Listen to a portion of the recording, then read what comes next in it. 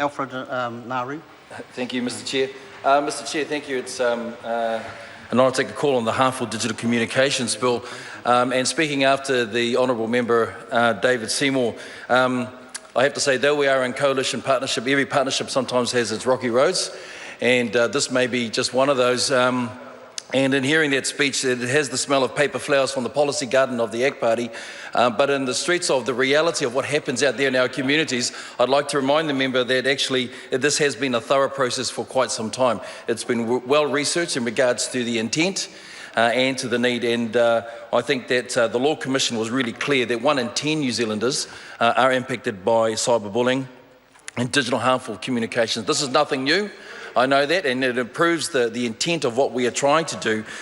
Through these submissions, it was really clear that the purpose of the bill to both deter, prevent and mitigate that was taken on board. And so therefore the supplementary order paper by the Minister clearly indicates that we've heard, we've listened, and we've ensured that we've amended the law so it does both deter, prevent and mitigate that.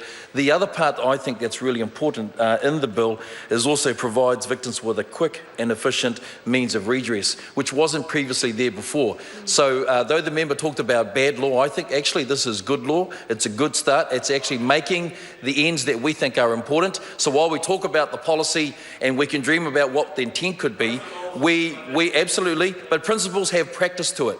And with this, we think that's absolutely important. And here are some of the areas of practice that I think are important. The member, David Parker, talked about the safe harbour clause that's here in clause number 20.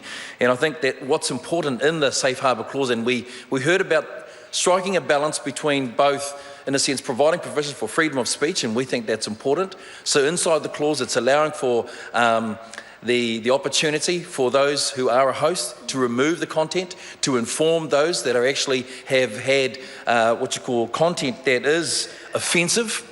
So we've made sure that the balance for that is there. So we're inserting a new clause to require the online content host to notify the author as soon as possible and within 48 hours from within when they receive a notice of complaint as well.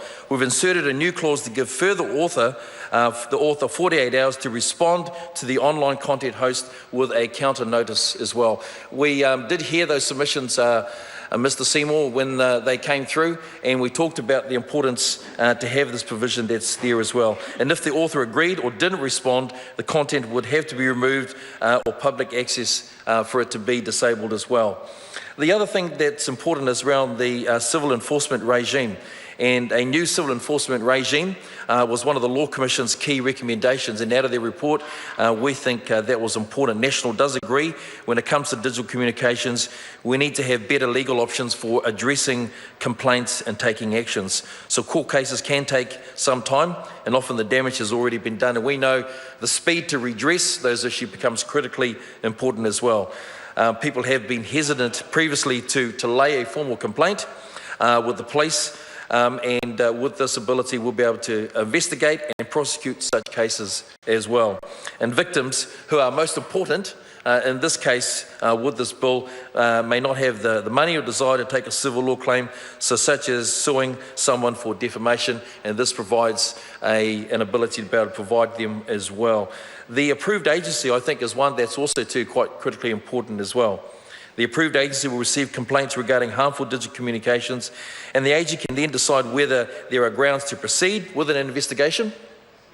For example, it wouldn't investigate a trivial or frivolous or vexatious complaint, and we know that that would take up time. But it would advise people on steps that they can take to resolve a problem. We think that's really important to get that information out there so that, again, victims have the ability to be able to respond as appropriately as well. And where it investigates substantial claims, it will attempt to reach settlements between the complainant and the person responsible as well. The agency will liaise with web hosts, ISPs, and other internet intermediaries to request them to take down harmful communications because many corporations operate outside of New Zealand. It will be important for the agency to establish good relationships and protocols to work with these companies as well.